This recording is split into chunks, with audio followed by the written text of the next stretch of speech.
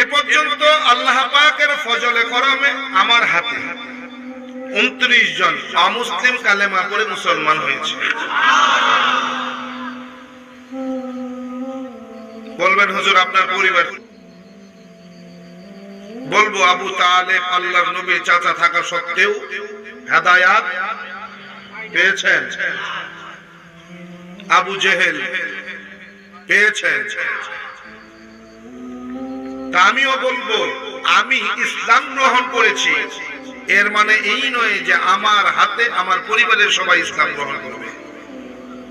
হেদায়েতের মালিক আল্লাহ, মাইয়াহদিহিল্লাহু ফালা মুদিল্লা লাহু ওয়া মাইয়ুদ্লিলহু ফালা হাদিয়া লাহু। হেদায়েতের মালিক আমি আল্লাহ। হেদায়েতের মালিক কে? আল্লাহ বলেন হেদায়েতের